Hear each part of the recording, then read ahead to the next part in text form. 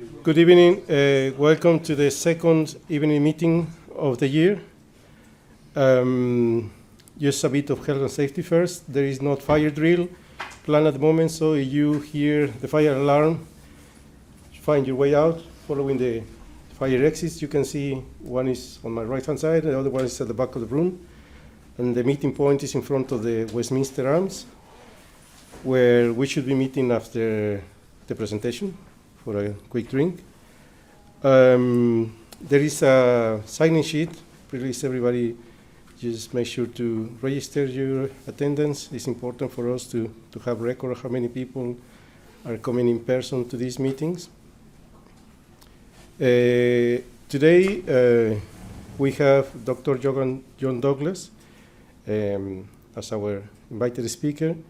He has a PhD in engineering seismology from Imperial College.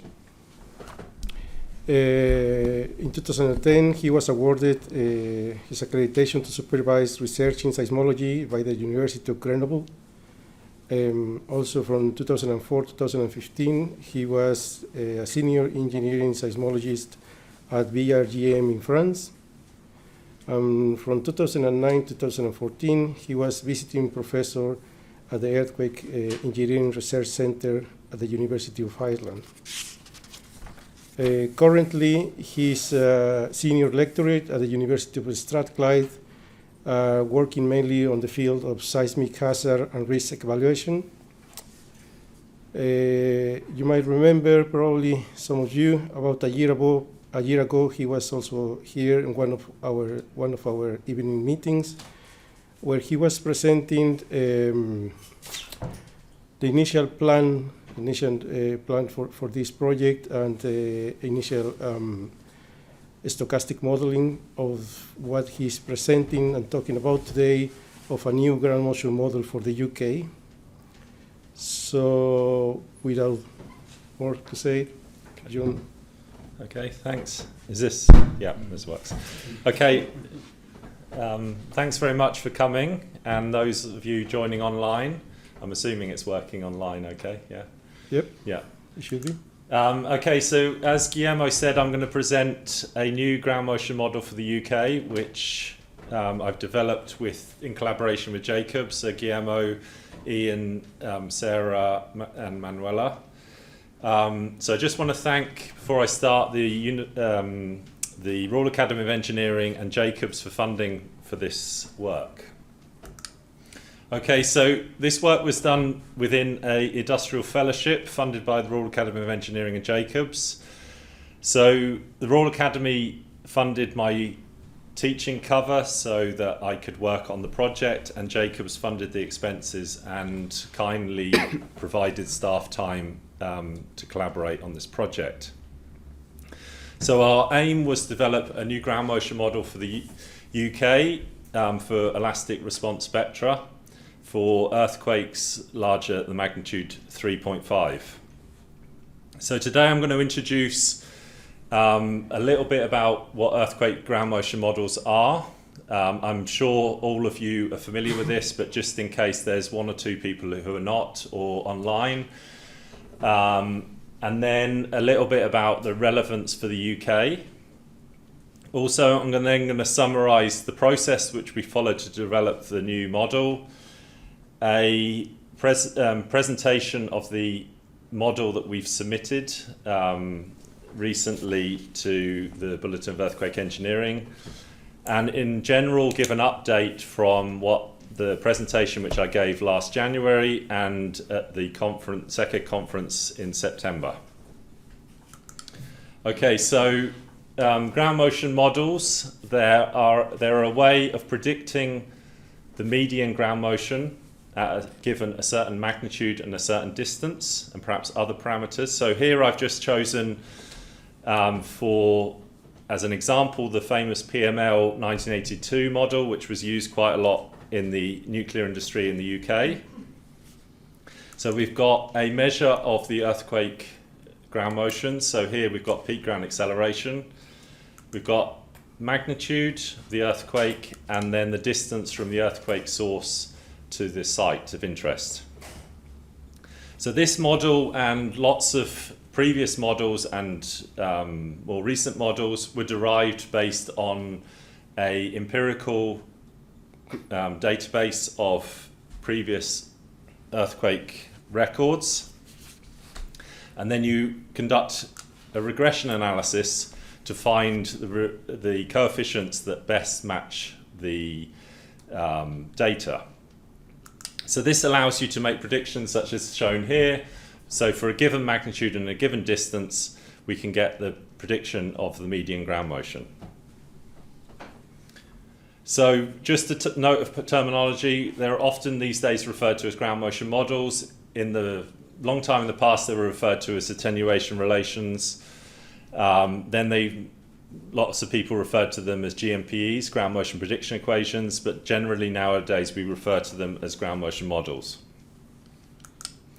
So I'm sure that as members of SecEd, you know about the seismic hazard in the UK, but anybody who is joining who doesn't understand the context that we're working in here, I was interested to see in the latest National Risk Register published by the UK government, earthquakes now feature. They didn't feature in the previous editions, and they're right in the bottom left-hand corner. So, i.e. low likelihood, low impact, expected impact of earthquakes. So this is in contrast to, for example, flooding, which happens much more frequently, and the impact is thought to be potentially larger. So we do have some damaging earthquakes in history in the UK. So one of the most famous examples is the famous Colchester 1884 earthquake, which did damage around 1,000 buildings in Colchester and surrounding area, including this church shown here. So to assess the seismic hazard for the UK, we can follow a number of steps. So this is basically a summary of the British Geological Survey's National Seismic Hazard Model that was released 2 or 3 years ago. So we start with the earthquake catalogue shown on the top left-hand map. So each of the dots is a earthquake. As you can see, most of them are occurring in Wales, Midlands and the west of Scotland. So on average, we were expecting an earthquake around magnitude 4 every 10 years or so. So again, showing that earthquakes occur relatively infrequently. So when we use that seismic hazard, the earthquake catalogue plus some geological information, we can come up with seismic source zones as shown in the middle. We combine those with a ground motion model, and then we can get a seismic hazard map. So you can see on the right hand side, the seismic hazard map for 475-year return periods in terms of PGA. So even in the highest seismic hazard zone in the North Wales, the values are around 0.08 G in terms of PGA. So pretty low expected shaking. For most other areas, it's very low indeed. So given this, you might wonder why we're interested in earthquakes at all in the UK. So one of the main focuses of our work and lots of other work in seismic hazard is for nuclear facilities. So the ONR regulates civil nuclear facilities in the UK, and so they're interested in both internal and external hazards. So earthquakes are one of the key external hazards because they can't be reduced by any means. So we need to include them within any safety case conducted for any nuclear facility. So within these safety cases, there's obviously a lot of justification required for various inputs to seismic hazard assessments, and there's lots of review by peer reviewers within the projects and then the ONR themselves and their expert panel. So ground motion models have been shown to be, in lots of previous studies, one of the key inputs to such seismic hazard assessments in terms of the uncertainties. So this is an example just chosen showing the hypothetical European site with the uncertainties in the hazard, total hazard at the top for PGA and 1 Hertz hazard. And you can see that GMPEs, as they're called here, are the largest contribution to the overall uncertainty. So this is often seen in studies that the ground motion models are one of the key drivers. So we need to try to improve these models, make sure that they're robust against challenge and are good at provide good predictions. So there's lots of work being done in the past. So I've mentioned before the PML series of models. So they were used a lot in the UK until relatively recently. But using those series of models, generally just one of those was selected. So that's neglecting any of the epistemic uncertainty in ground motion modeling. There's also been work done using the stochastic method for getting on for 30 years now. I've cited there a few of the key studies in that field. In recent seismic hazard assessments for nuclear new builds, there's been what's called the multiple GMPE approach. So this is selecting and adjusting GMPEs generally for other parts of the world to make them more applicable to the UK. And then that part of that adjustment is adjusting the GMPEs to the UK site conditions using what are known as VS kappa adjustments. So why don't we just use those ground motion models? So one of the issues is that the stochastic models themselves are quite poorly constrained for the larger magnitudes, shorter distances, which are most important for hazard purposes. Those stochastic models generally just consider a single geometric spreading term, and hence there's some uncertainty being neglected there. The multiple GMPE approach, which has been used quite commonly in recent studies, has been indicated to be potentially problematic. In Julian and Peter's recent paper, they've made a good case for that. And one of the reasons is that the epistemic uncertainty being captured within the ground motion model is controlled by the choice of the GMPEs and their weights, as opposed to being controlled by design. It's sort of a happens to be the epistemic uncertainty. So this is shown in this figure on the right hand side, where we've got a measure of the epistemic uncertainty in ground motion models.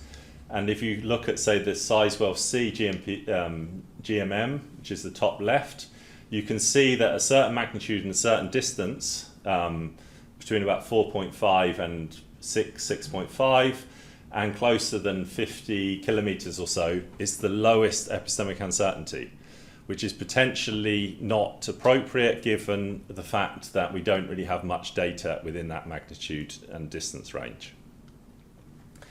So what's been commonly used recently is what's called the backbone approach, which I'm going to briefly describe in the next slide. And that has been it's potentially easier to defend against regulatory challenge as it allows you to capture the epistemic uncertainty by design. So backbone models, I'm just going to show a sort of sketch of what I mean by this. So we've got some intensity measure on the y-axis, say peak ground acceleration. I'm just going to show a sketch of some ground motion models for a single magnitude against distance. So we might have, in a multiple GMPE approach, we might have, say, 3 models such as this. And so there's a certain epistemic uncertainty being captured by the fact we're using these multiple models. At a certain magnitude and a certain distance, we might have them crossing over or very close together. So that means that at that magnitude and that distance, there's really no uncertainty being captured. So that is potentially a problem if that magnitude and that distance is critical for the hazard at the site. So in the backbone model, in the simplest form, we select one of those which we believe to be potentially the most appropriate or has got other benefits. And then we can scale it down and scale it up by a certain factor, potentially magnitude distance factor, which allows us to then capture the uncertainty within a single model with these branches. So that has various advantages in terms of transparency and the fact that we're capturing an uncertainty which we're being transparent about what that level is. We can also adjust it in a simpler way because we only have maybe a single model to adjust rather than multiple models. So I'm now going to go through the sort of various stages that we followed in developing this model. So one of the key inputs of what called stochastic ground motion models. So I'm sure most of you are aware of these, but this is basically a way of a physical model for the earthquake source and the propagation, which is captured in a handful of different inputs. And then it allows us to then filter white noise in terms of its frequency content and its duration to match with seismological theory. So I'm going to take them in a sort of reverse order than normally is done. So I'm going to start with the site. So the site we characterize in terms of its site amplification, generally in terms of the VS profile, site attenuation in terms of kappa, which is the high frequency attenuation, path in terms of geometric spreading, anelastic path attenuation, Q, and path duration. And then the source itself in terms of the depth of the source, the shape of the source spectra, and the stress drop parameter. And then using those parameters, and often within the program by Dave Bohr, SMSIM, allows you to, as I mentioned, filter white noise in terms of its frequency and duration. Okay, so we're not going to use directly the outputs of this stochastic method. We're going to use what's called the hybrid empirical-stochastic method. So this was introduced 20 years ago by Ken Campbell, who used it to create some ground motion models for Central Eastern North America based on GMPEs for Western North America. So the basis of this approach is this equation written here. So we get basically, in some sense, an empirical model for the target region. So in this case, CENA, Central Eastern North America, is equal to the empirical model, predictions from the empirical model, multiplied by the ratio of the stochastic models for the target region, divided by the host region. So this allows us to capture uncertainties within the target region, so in our case the UK, where we have less knowledge about those various inputs. And it allows us to capture within the resulting ground motion model certain factors such as finite fault effects which aren't captured within stochastic estimates directly. So this has been mentioned as previously as a lots of advantages in terms of developing ground motion models. So for the host models themselves, so in our case we're using the Chu and Young's 2014 model. So this has been is an appropriate for this approach, as it during the development of that model they paid lots of attention to the magnitude and distance scaling, so it matches closely with what would be expected from seismological theory, as well as matching the data.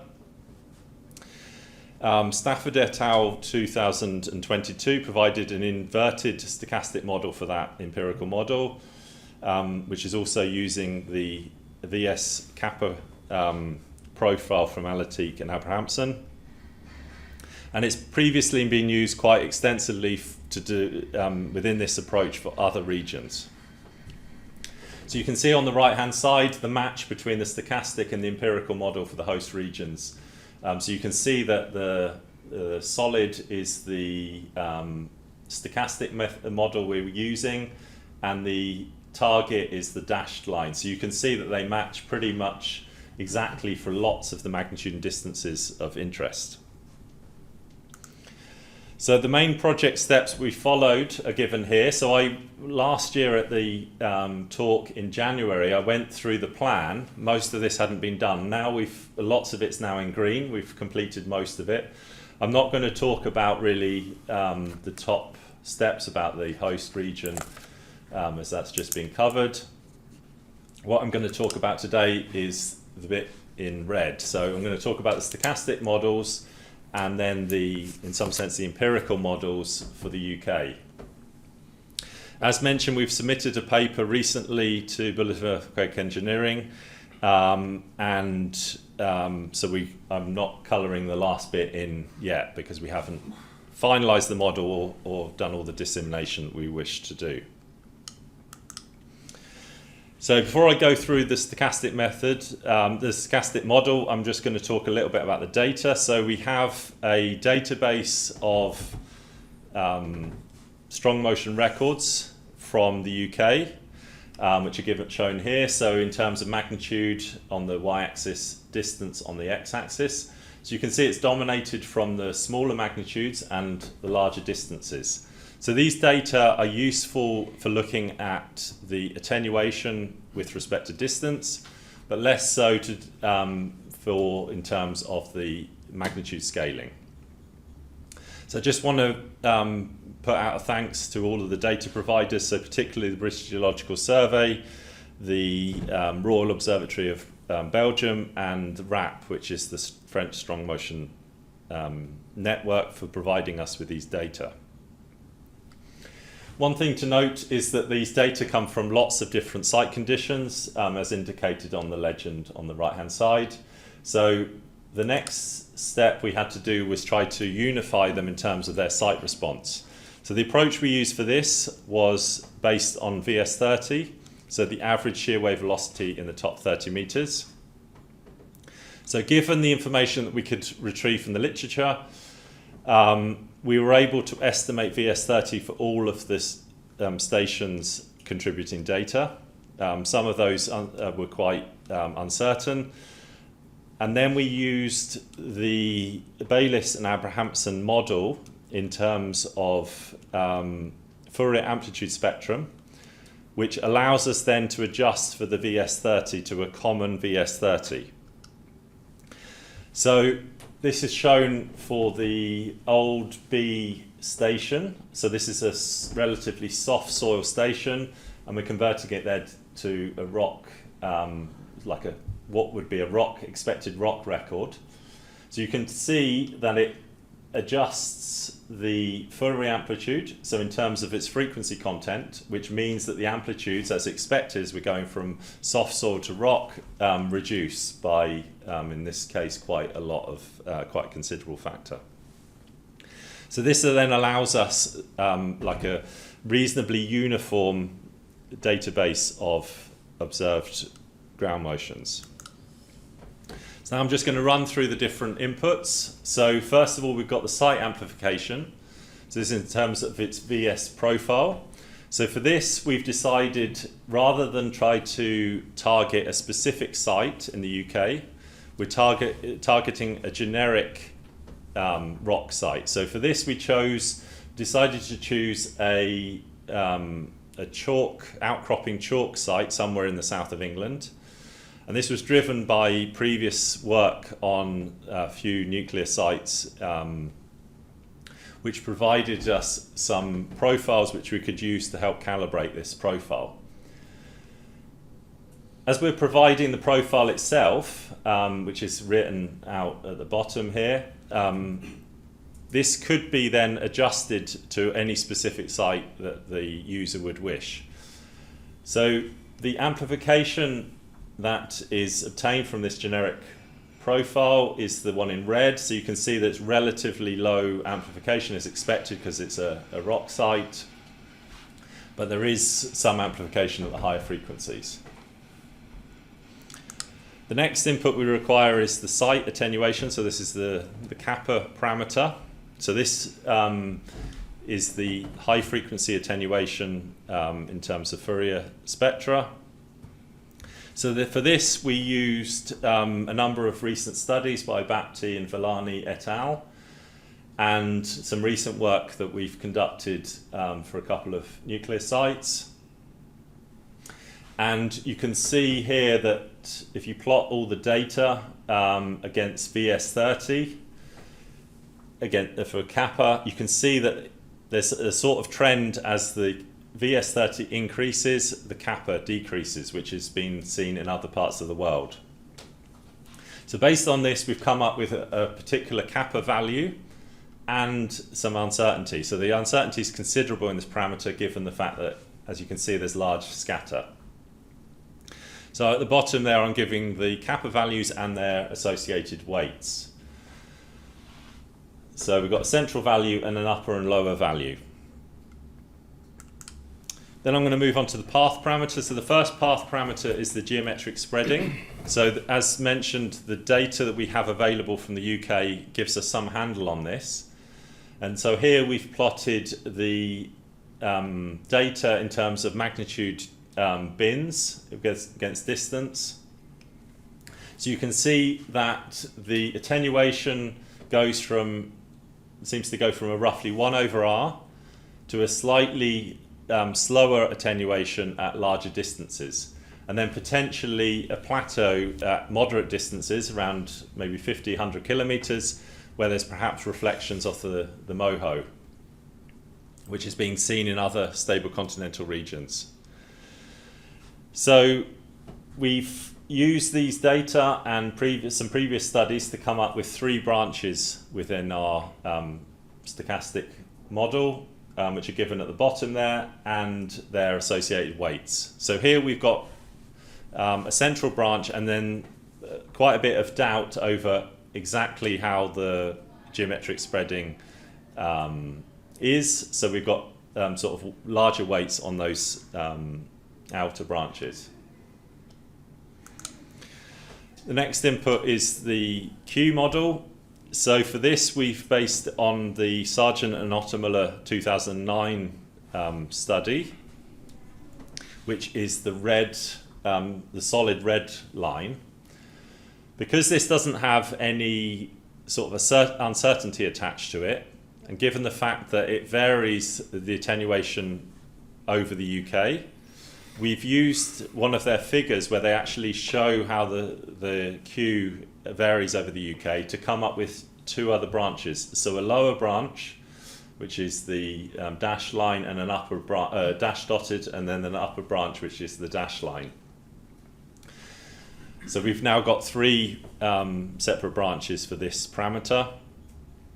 So one thing you can see here is that this model matches reasonably well with models for France, which is the Campio and Planet model, and the Grootbeck et al. 2004 model for the Netherlands.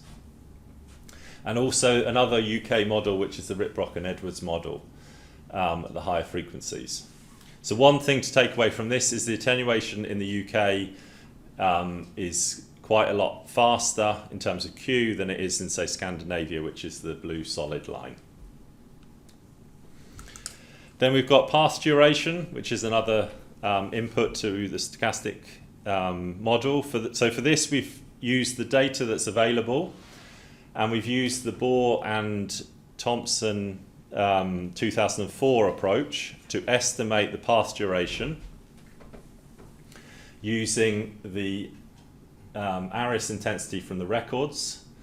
So you can see here the pluses are the observations, and I've plotted also various other path attenuation curves. So what you can see here is that the red curve, it's not very clear on this, is the one that seems to go best through the data the best. So that's the Bohr and Thompson model for active crustal regions. So we've chosen that model as our input to the stochastic method. So there could be some uncertainty on this, and from this there is, but we decided to neglect that as it doesn't have a very strong impact on the predictions from our stochastic model. So we decided not to have any branches for simplicity on that parameter. Now we're getting on to the source inputs. So the first one I want to talk about is what's called the depth to the top of rupture, Z Tor.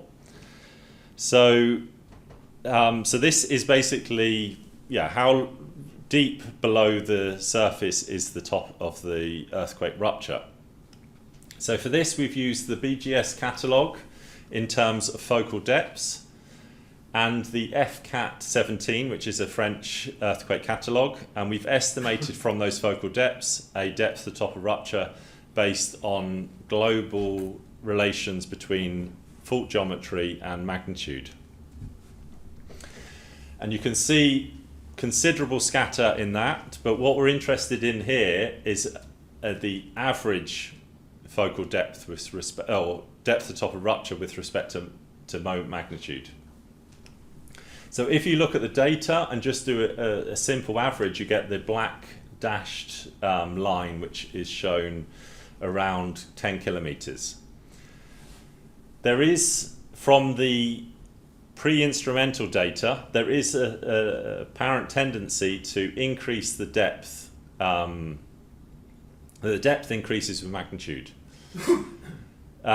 So based on some simulations which we conducted, look to capture that, you can get the blue curve here, which shows that this tendency could increase to perhaps magnitude 5.5, and then once you get to the seismogenic depth, the fault then has to become shallower again, the top of the rupture, so then it tends towards zero.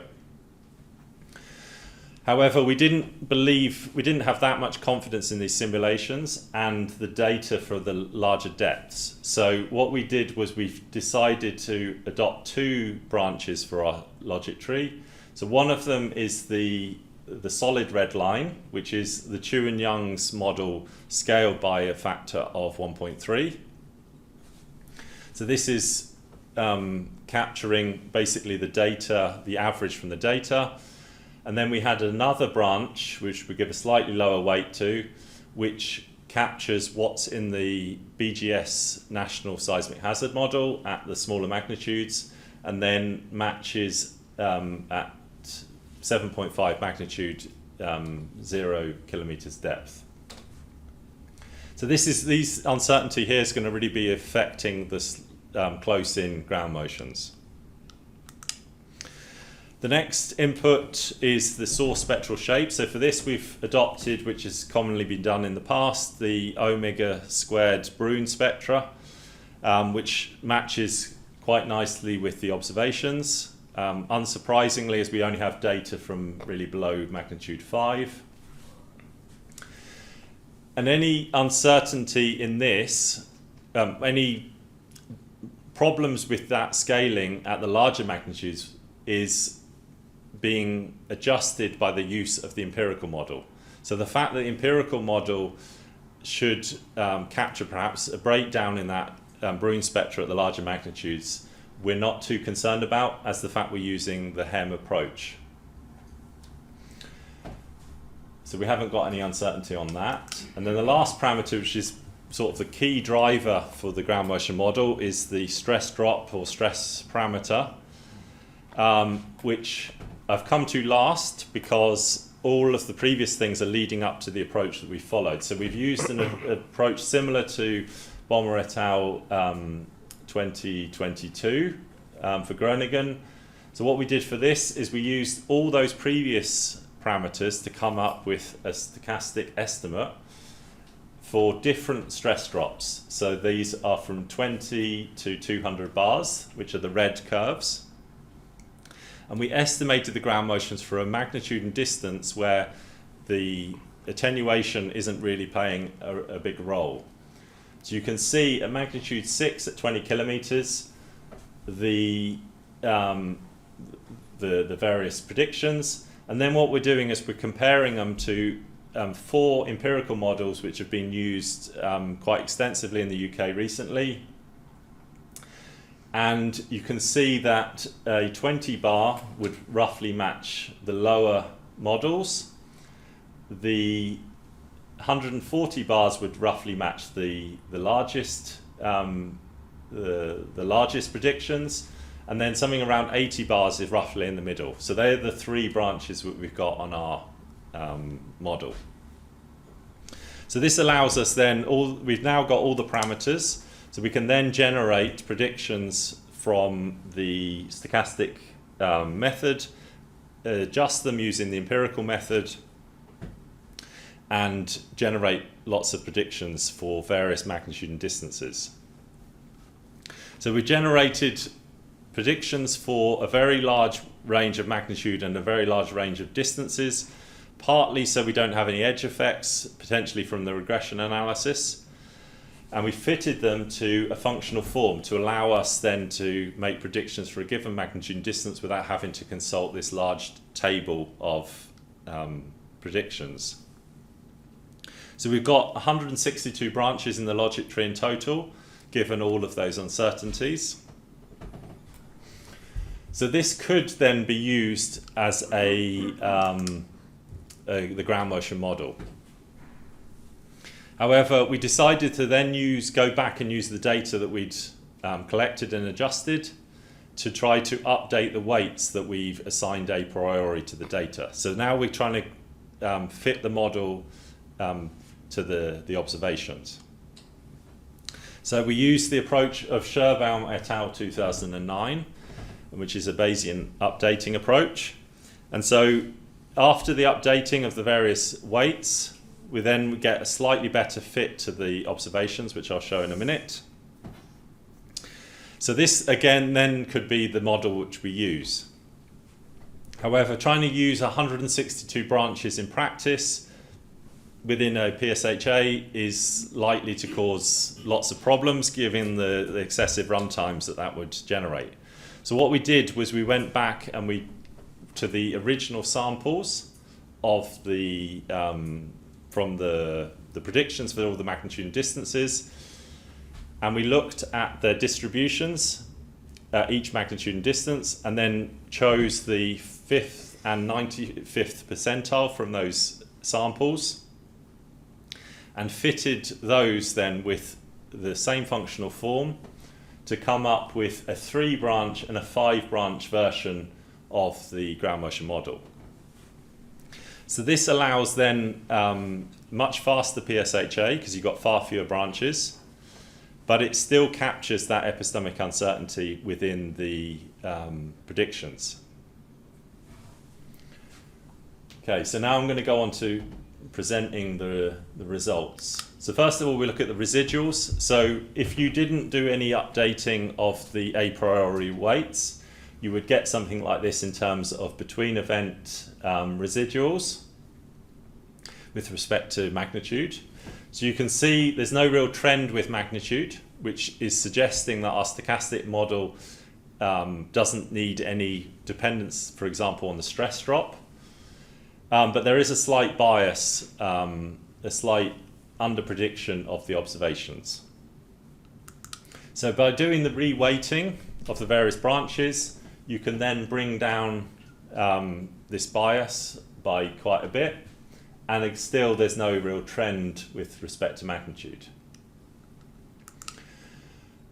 So we're not too concerned with this slight under-prediction because these are smaller magnitudes and generally larger distances than are perhaps of interest to for hazard purposes. So then we can also look at the residuals with respect to focal depth on the bottom left and with respect to distance on the bottom right. So in terms of distance, there's not really any trend there. With respect to distance, and with focal depth there's potential over prediction of the ground motions from the shallowest events, but otherwise not a considerable trend. So now I'm going to show some predictions from this model. So this is the version that we submitted earlier in the month. So the model is the reddish orangey colour.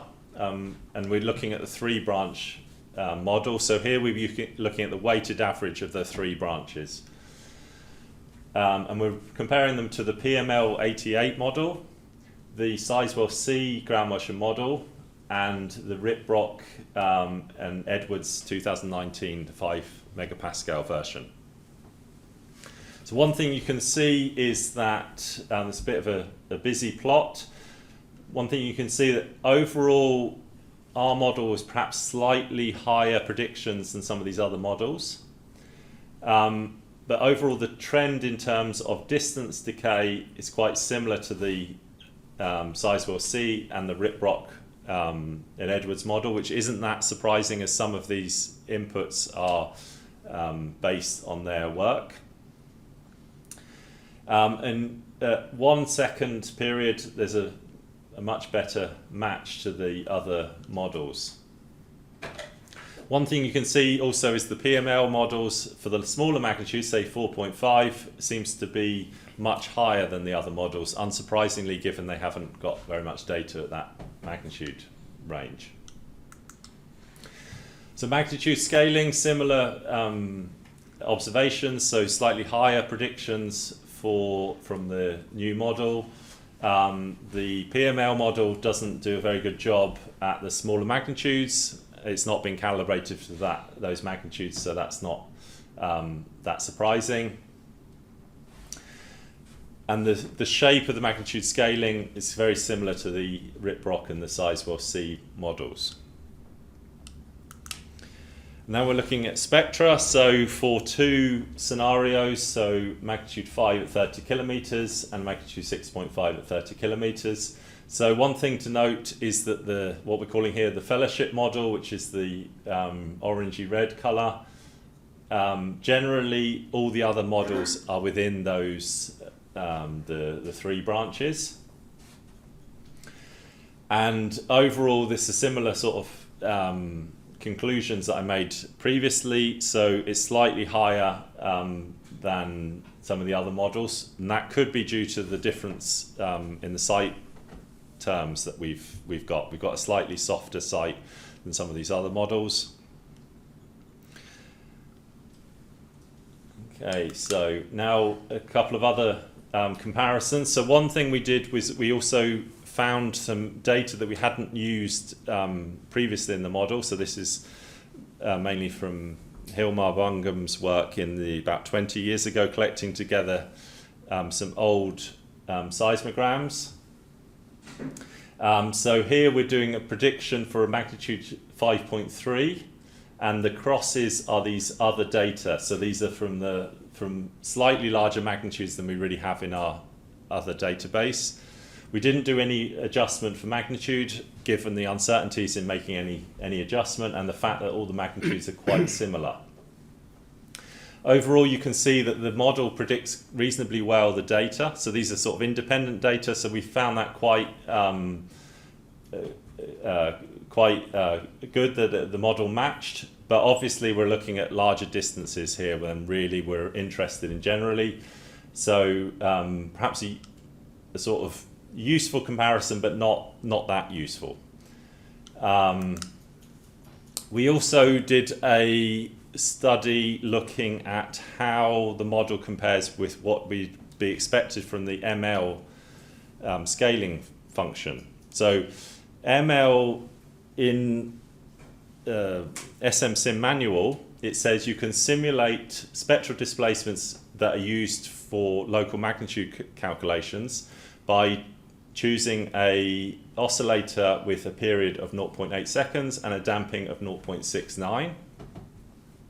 So what we did was we basically re-inverted the ML equations, which are commonly used, I believe, by the BGS, so Ottomer and Sargent and the Hutton and Bohr models. So these are the blue and red, and then we evaluated using the central branch of the stochastic model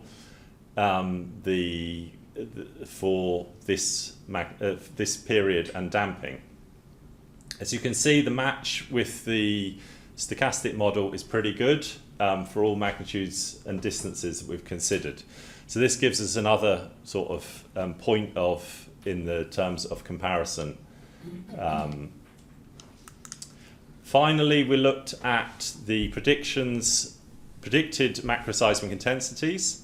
So here we've had to convert the ground motions in terms of peak ground acceleration into macroseismic intensities.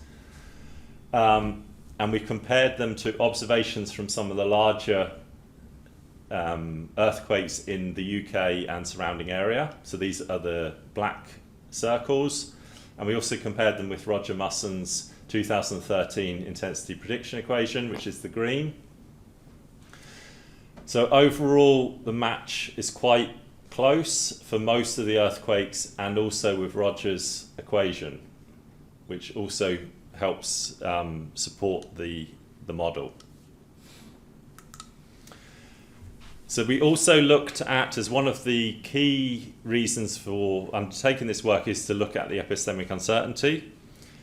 So when we've used the a priori weights, so before the Bayesian updating, so this is now for the 3-branch model, but it's the same if you use the 162-branch model.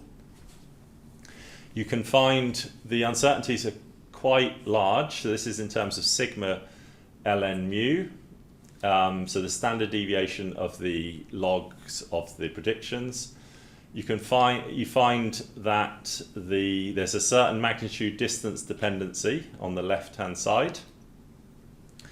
By applying the Bayesian updating, you slightly reduce those uncertainties. It is expected, because now we're matching the data better, and they have the magnitude and distance dependency, which we really expect from seismological theory. So smaller uncertainties for the smaller magnitudes, for the larger periods.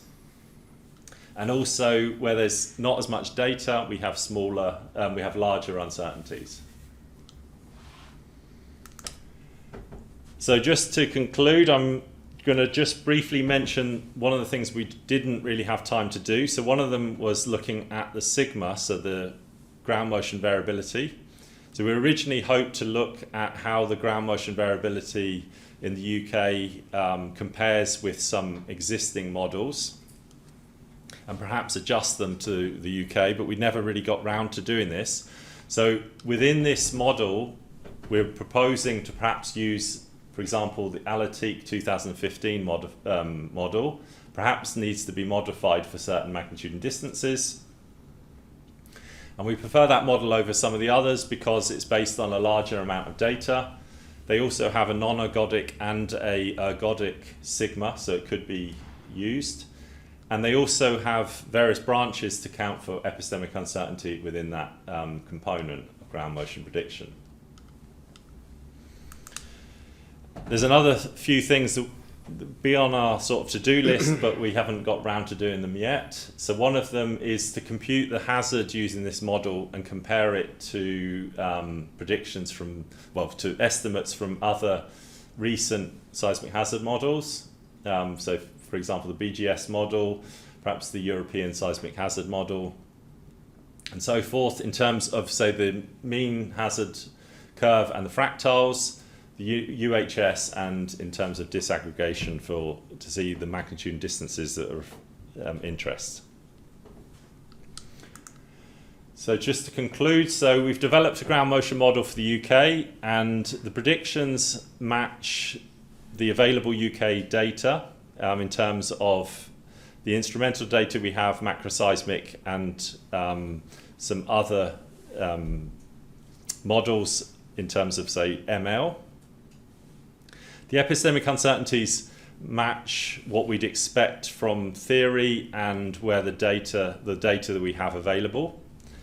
As mentioned, we've submitted a paper for review for Bulletin of Earthquake Engineering. Julian's already kindly submitted his review. And if and when that paper is accepted, we're going to upload subroutines to evaluate the model in various computer languages. And then we also can provide the various raw output files if they're of interest to users to derive their own versions. So if anybody's interested in getting the access to the submitted version, you should be able to access it from that link. If you're on your phone, you should be able to zap that QR code. and we'd be welcome to hear any comments that anybody has. Okay. Maybe I'll leave that up while we take questions. Okay, thanks.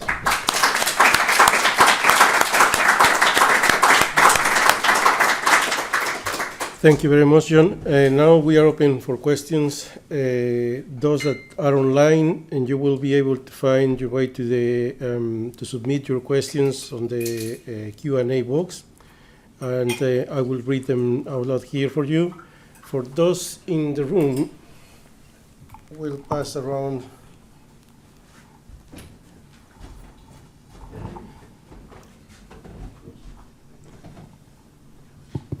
Microphones.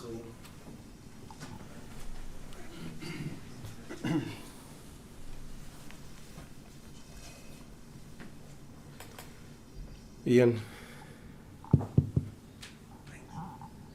Ian Smith from Atkins Realis. Thank you, John. Fascinating talk. Can't believe how much you've covered there. You found the ground intensity shaking. You found relatively insensitive through the range of magnitudes that you were looking at. It wasn't one of the slides that you put up. That was quite surprising for me, because in the nuclear industry they were looking. Which slide? It's a lot further back. When you just a bit further back now.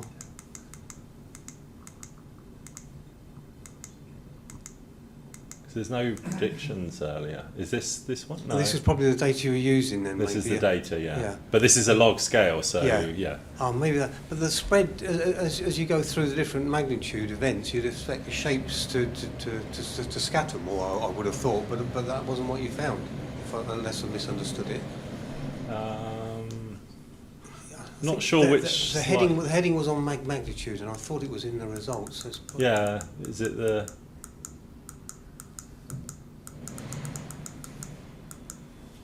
This one? That's it, yeah. So obviously it will change. I mean, it's probably the log is. It's the log scale, so that's like a factor of. Yeah, it is a lot. You're right. It's probably 1,000 there. So I mean, it isn't linear. So as you, that's what PML and some of the earlier models had. They had linear magnitude scaling, which then leads to problems when you go to the smaller magnitudes. Absolutely, and so that's still a concern. Okay, thank you very much. Okay. Thanks. Julian Bomber, Imperial College, sort of. Thank you, John. Great presentation. I have a couple of questions. The first is more an observation, because just raised by what Ian just said about the PML equation, which is it's interesting that we're still talking about an equation which is 40 years old. Yeah. But what you've shown, by comparison, is very interesting, that it actually at smaller magnitudes extremely conservative, and yet that was the basis of a lot of the seismic hazard studies for UK nuclear sites, and we often hear those studies being defended, and that there's no need to update them because they were conservative, largely because of conservative in some ways. What you're showing here is the medians are conservative, but the sigma you showed is tiny. For the PML equation, I don't think I said what the PML, but it is low. You did. It was on your very first slide. Oh, you had the function 0.25. Yeah, I think it is or something. It was 0.5 something on. Your second slide, I think it was. Yeah. Okay. You just use it as an example, but it was really small. I know it would take me too long to go back, probably. So, but any comment on that before I talk about your own model? Well, what do you want me to do? Defend PML? The opposite. I mean, maybe the two things are balancing out the fact that it's over conservative on the median, but under conservative in the terms of the sigma. So, I mean, I think the model should the hazard assessments using PML should be updated. I mean, hopefully we'll be able to run some of these hazard assessments and see. Maybe run them with PML and see how big an impact that has. I mean, it could be quite interesting. Yeah. And the next question is about the application of this new model, which I presume is going to be published. Provided you can get sort of buy-in from the UK community as such, we now have a UK-wide ground motion model. There's only one UK earthquake catalogue you know, doesn't it start to make it even more ridiculous that we're doing site-by-site PSHAs for every new... And if it's true what they're discussing about, you know, all these small modular reactor sites, it's going to be studies all over the UK. Isn't it time now, with this, to have a single UK-wide coordinated... You know, it's been shown by experience that when you do these higher level PSHAs for multiple sites at the same time, it's infinitely more efficient than site by site. Is the time ready for that now? I mean, I would think so, yeah. I mean, it's maybe a bit above my pay grade, but I mean, maybe it's, yeah, I agree that it doesn't seem very efficient to do it site by site. I mean, something maybe like they did in the States with the seismic source characterization project, the SHAC3, could be something of interest, yeah, I think, for the UK. Do you know exactly what the host profile is in your model? Yeah. So for any site, a full crustal adjustment can be made. Yeah. We need one source model for the UK, and then we'd need local site adjustment. But other than that, it seems there's a much more efficient way to get UK hazard. Yeah, I mean, we might get another backbone model with Peter and Ilaria's work, which understands ongoing. So that was my third question. Yeah. Is that going to be? I mean, so for people who don't know, and I only knew a couple of days ago that ONR is developing their own. Yeah. ONR with BGS, right? Yeah. I mean, I don't know what the status of that is, and when I've asked Ilaria, she says it's still quite early days. So I'm not sure where that is, but there's no interaction between the two projects? We haven't had any interaction. I mean, we started this, we basically had a very tight time deadline. Right. I mean, in some sense, we might have liked to have had a bit longer, but the industrial fellowship was basically 1 year, and it finished in September, and that's the reason why we sort of rushed to get this submitted, you know, so I had to justify to them the funding, so it would be nice to have some interaction, but now the model's submitted, it's difficult to pause it, but Okay, thank you. Okay, thanks. Thank you. We have one comment online from Rajvi. Excuse me if I'm mispronouncing the name. He's asking, the predictions are estimated based on empirical formula. Have you done with them with numerical analysis by analytical methods, so without using the GMM formula?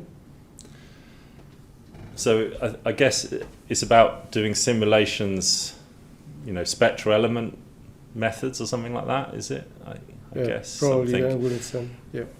I mean, we could do numerical simulations using spectral elements or finite difference or finite elements or something, but it's very computationally expensive, and then a lot of the inputs to that would be very uncertain, and then overall when you would actually have to use that in practice, I think you would probably have to characterize it in terms of magnitudes and distances.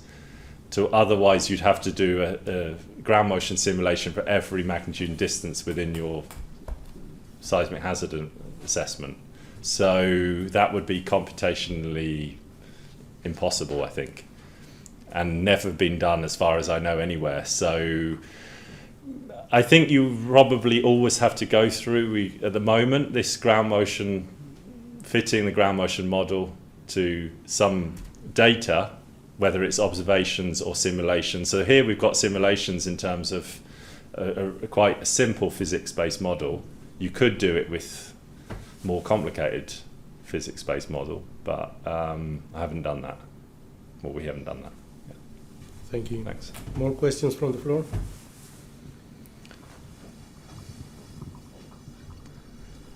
Dave Hawthorne, British Geological Survey.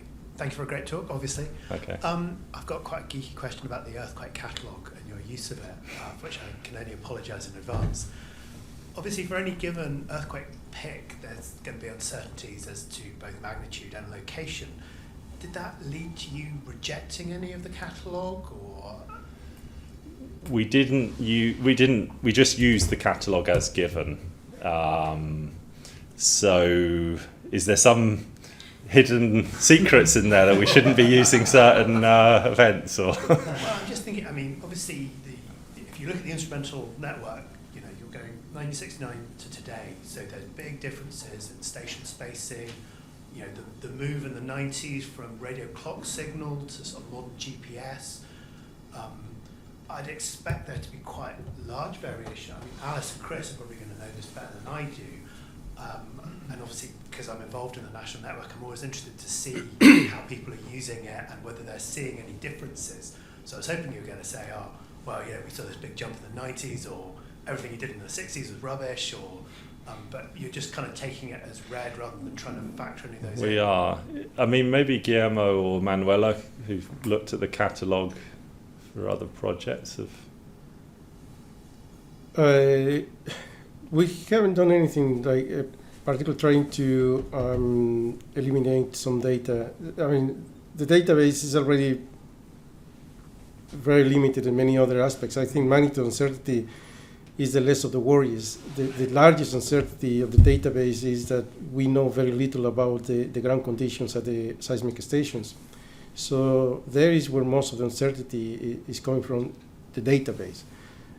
For this project, John showed that he made a correction trying to uniform the estimated site conditions at 1,000 meter seconds, which is not ideal. It has a lot of uncertainty associated to those values, but is better than not doing nothing. No? Like I said, for a commercial project, we did something slightly different. The concept is the same, trying to adjust the ground motion recordings to target VS30, but we're using a completely much simpler method, and we saw similar behavior. So in that sense, we are kind of reassured that those adjustments, although they are not ideal, it helps us to reduce uncertainty. And another point is the model was developed based on the stochastic models and then compared to the data. And then when it was the refitting of the weights using the data, we don't see a significant shift. So it is a reduction, obviously, on the bias, but that means that ballpark figure, we are there, I think. I think your graph here actually shows some of the uncertainties in the data from BGS. You can see a sort of like horizontal line,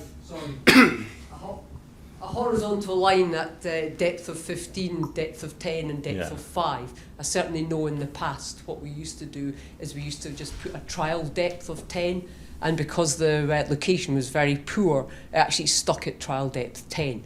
So that's what I think I can see in the data there, but I'm not sure if that's going to make a significant difference to the results that you've got.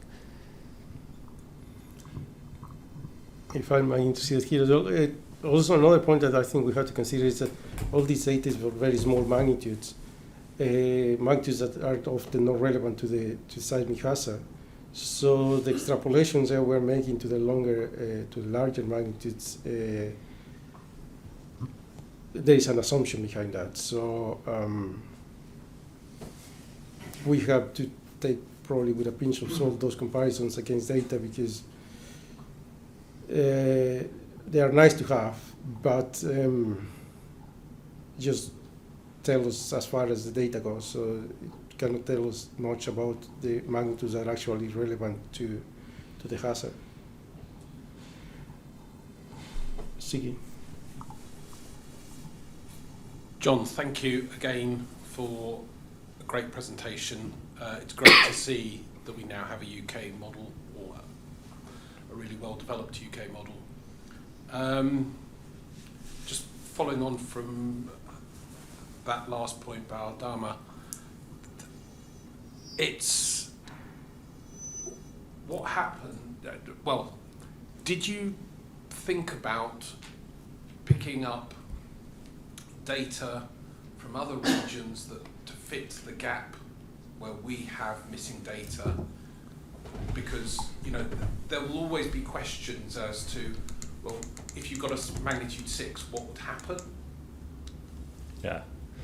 So when I say UK data, we've also gone a little bit into northern France, Belgium, Netherlands. It doesn't really add that much. No. But last summer, when we had a beta version of the model, I had an undergraduate intern who worked with me over the summer, and he did some quite interesting work using that beta model and the database from NGA East and also Australia, because you can now get the data from Australia. And he compared that beta model to those databases. And the NGA East database, so this is mainly Central and East North America, matches pretty closely with the UK, that version of the UK model. It's changed a bit since. Interestingly, the Australia data seemed really low, which was a bit surprising to me. We haven't explored that any further, but it could be an interesting additional step to compare the model to those databases, as you say, to fill that gap a bit, because those databases do have a lot more of the larger magnitudes. But then you've got the argument, are they then applicable to the UK? So I know this project that we did 20 years ago and looked a little bit at this, but just a question, because something that you popped up on one of the screens, looking at the additional data that you hadn't previously looked at, quoted the Dogger Bank earthquake as a magnitude 5.3. Was that an aftershock or? That's the magnitude which I think is quoted in the paper by Hilmar and Conrad Lindholm. So that's where I got that magnitude from. Because the magnitude of that event, it's 6.1 in the ML. in ML, but that's the magnitude. I was a bit surprised when I saw the 5.3 in Bungham and Lindholm. I think they computed that based on the data. There is a bit of uncertainty there in that. Obviously, but it was felt over incredibly large areas. So from a macroseismic perspective, 5.3 sounds far too low. And would that change anything? I mean, it would be one or two of these. I think it'd probably be two of these points. So the model would then be in the same place, and those points would be in this. Well, the model for 6.1 would be much higher, so they would be much lower than the model, I guess. So there is a bit. It could be. We probably should mention that in the paper, that there's a bit of uncertainty there. Yeah. And I've just got a final comment, which you piqued my interest by, I think, your second slide with the National Risk Register, saying the earthquakes were low likelihood, low impact, which I think we all, in principle, agree with. But if you go back to the UK Seismic Hazard and Risk Study back in the early 90s, which was for the government, and they should be referring to, it was the incredibly rare event under a town or a city which actually caused quite a lot of damage and potential fatalities. And I wonder whether that's really been thought through. And that's a general question to everybody, not just to you, John, because that's not fair on you. I mean, the report is quite an interesting read, but the amount of detail in there is not. It's not really clear how they came up with this number. I don't where it falls, but the previous version was quite interesting because it had volcanoes in it, as opposed and no earthquakes, and it was like. I think it was more after the Iceland Eyjafjallajökull. Did they potentially just look at a 20-year period, which is what the European Environment Agency do in their estimates, and therefore, if you've got a 20-year period for an earthquake, it's pointless? Maybe, I'm not sure. I would need to look back, but I seem to remember it being like a paragraph in the report, so. Doesn't give much information. I have to say, I think BGS were involved in that. I think they contacted Brian Bapty and when they were actually producing this national risk register. We have risk calculations which should have been used, really, rather than Maybe we need to ask Brian. I mean, it has got on the impact there. It's 1 to 8 fatalities, 1 to 18 casualties, millions of pounds. So, I'm not sure where that. So the annual cost, and that was back in whatever 1990 prices, was something like 100 million per annum. But that wasn't 100 million for each year. That was a lot for one event. Which might go once in 150 years or whatever it is. We have one more comment if Ziggy is finished. Yeah. I'll shut up. We have more comment. I didn't mean that, but thank you. We have one comment more from online. It's from Gabriela Meri. She says, thanks, John. Could you comment on the impact of the depth to the top of the rupture models on the ground motion estimates? So, I haven't got a figure to show that, but they would really only affect the close-in distances.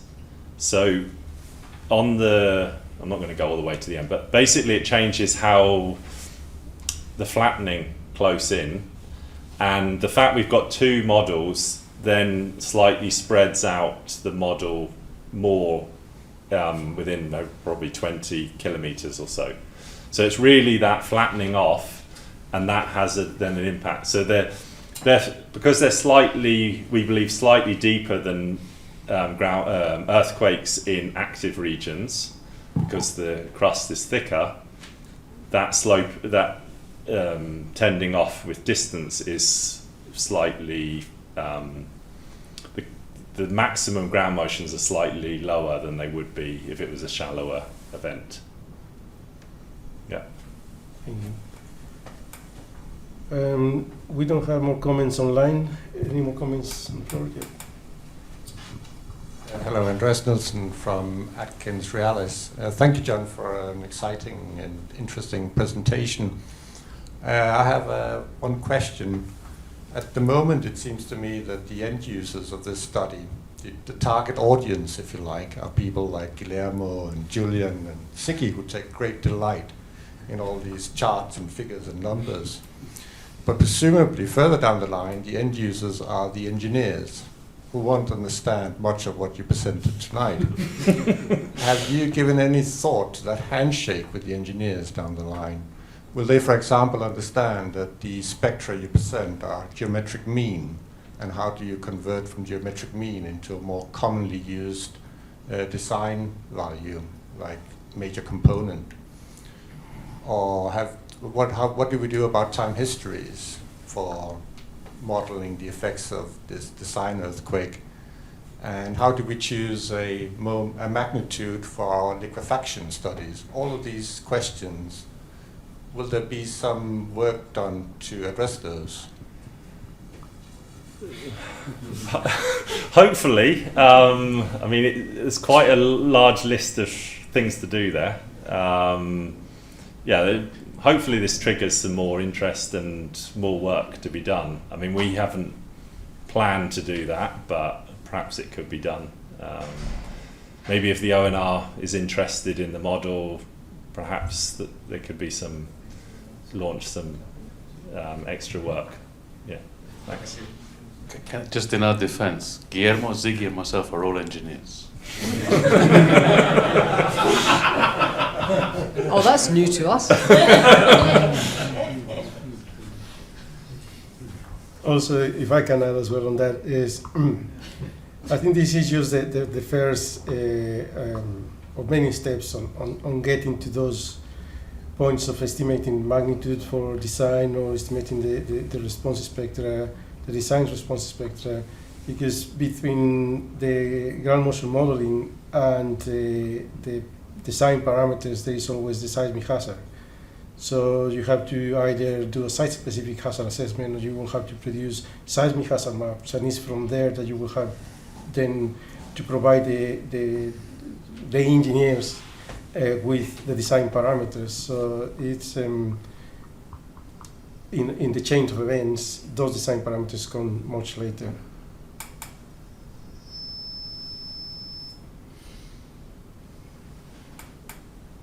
So, yeah, Andy. So John, this is maybe a bit unfair. It's not really a question so much about what you've presented tonight, but more about seismic hazard in the UK in general, and it's in sympathy with the point I think that Andreas made. In the last 10, 15, certainly 20 years or so, we've seen a lot of refinements come into seismic hazard, some of which you've mentioned tonight, like VS kappa adjustments and all these kind of things, and now we've moved on and we're now seeing things like virtual faults, the concept of virtual faults coming in, so you can use RGB and RUP and all these kind of things. And there is a risk that when you bring in all these refinements, which are there to address epistemic uncertainty or get a handle on epistemic uncertainty, the risk is that you're just replacing one uncertainty with another uncertainty, because all of these things have got uncertainty associated with them.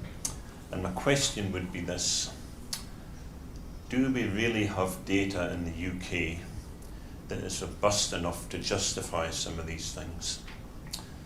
And the reason I ask this is because seismic hazard is not cheap. It is a phenomenally expensive exercise, and it touches on the point Julian made about, is it time to move on from site-specific assessments and all the rest of it. Seismic hazard, a state-of-the-art seismic hazard, is a phenomenal undertaking.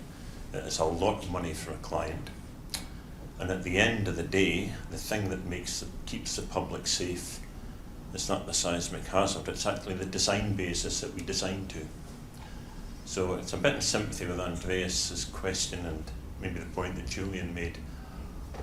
Do we have the data, and are these refinements really justified? I can see why you might do them in what you've been doing, trying to create a new model, but in a site-specific seismic hazard.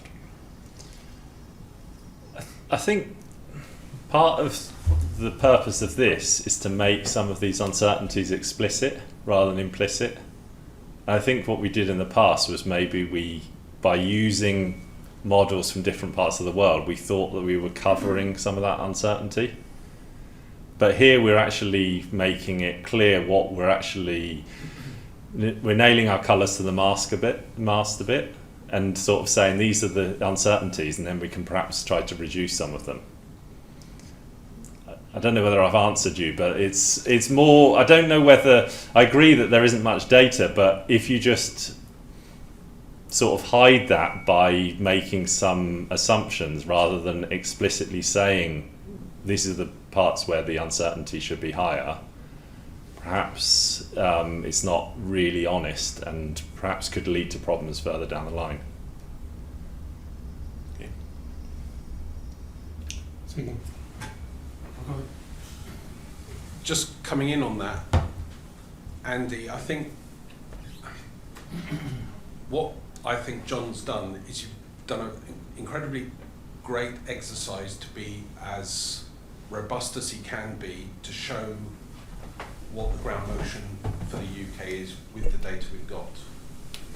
In terms of the design basis, I would like our clients to move away from where they are stuck using an EUR type spectra, which is incredibly conservative in mid-frequency range and is costing a lot of money for structural engineering of the building and not actually addressing, understanding the margin that they need in the design basis earthquake compared to a academically accurate as we can be seismic hazard assessment. So I think one of the biggest problems is that we're spending far too much money in the design because of sticking with old methods, be it PML, be it EUR, be it whatever, and not actually grasping the best understanding that we've got today and moving forward. Can I come back on that point? So I wasn't so much thinking about EUR and PML type spectra, which are clearly very conservative in the mid-range.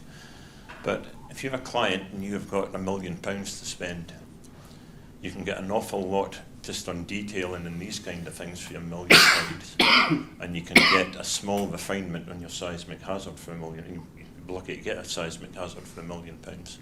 So it's where the client spends their money to reduce the risk is the thing I think that we should be thinking about. So I think we're in agreement. I'm in agreement with the point you said, but seismic hazard is phenomenally expensive to do, and the hazards that we're coming up with today, I don't think they're that much different. They might be more refined and we've got a better handle on uncertainty and all the rest of it, but I'm not sure that we're getting the genuine bang for our buck.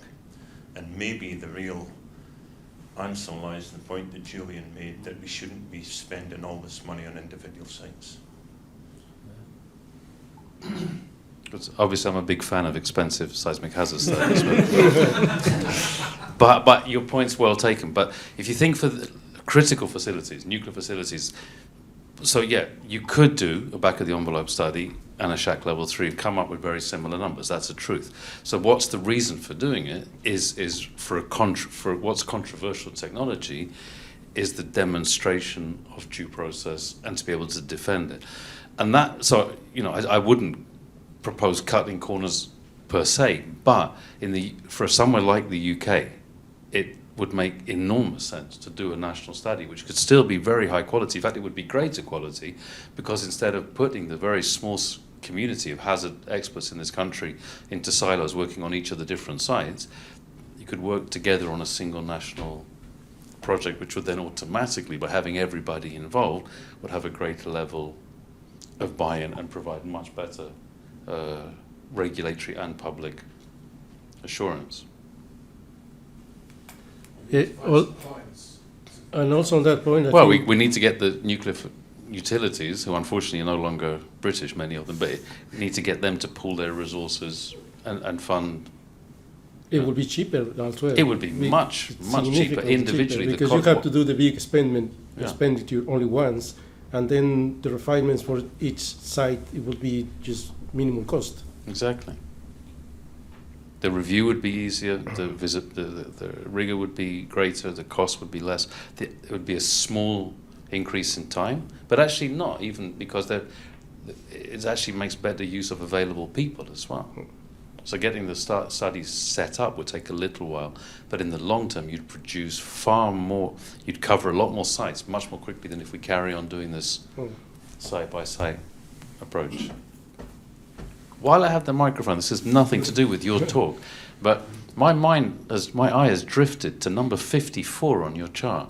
The very high probability of a catastrophic something event. I don't know what it is. And I just looked it up, and it's attack on government. No comment. What, are you starting the charge? We're in the right position now. Yeah.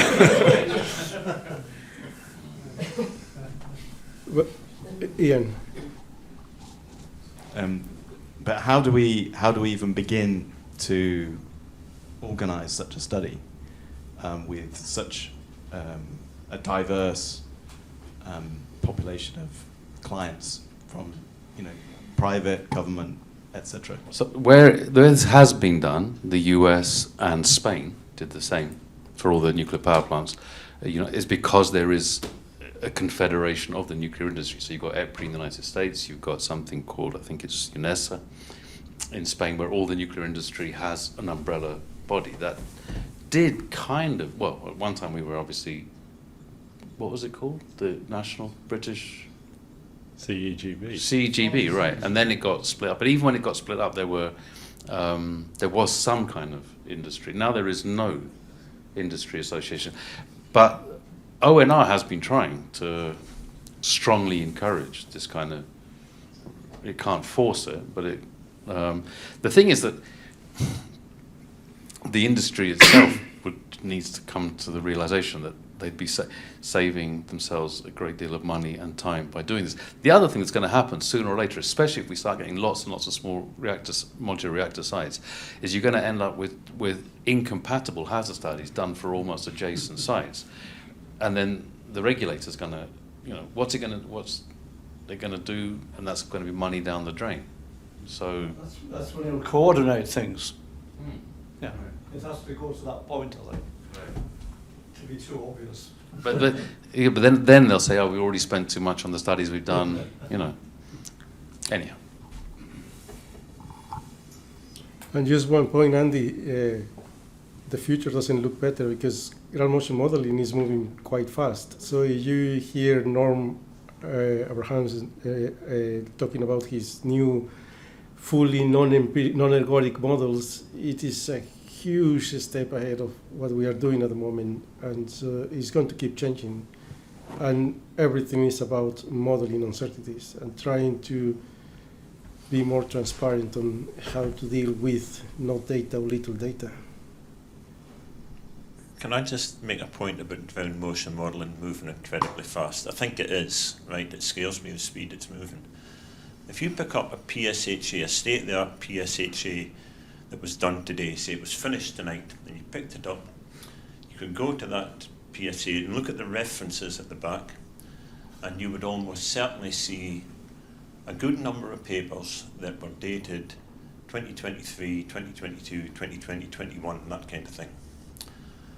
I cannot think of any other branch of engineering that you would see references to so many recent papers that you do in ground motion modelling today. And that scares me a wee bit because sometimes the technology just needs to settle down a wee bit. And I wouldn't mind if somebody in the room was willing to comment on that. I don't know. But it's to me it's quite scary how recent some of the papers are. Now you might say I'm being old-fashioned. I think it just reflects how young is this discipline. The first ground motion model was 60 years ago this 60 year. Years, yeah.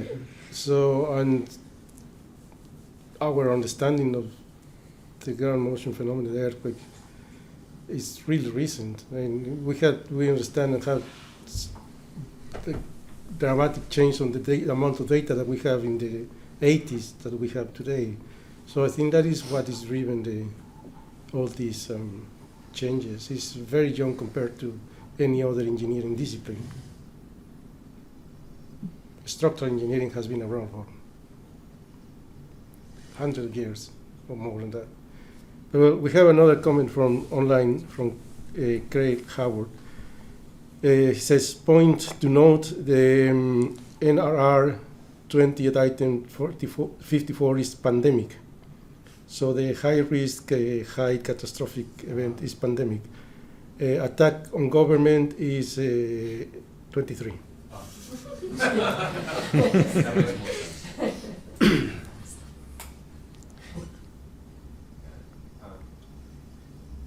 So I think we are close to the. We extended quite a lot of this Q&A discussion, very fruitful. Thank you very much, John. Thank you, everybody else, for useful comments and discussion. I think it was a great event.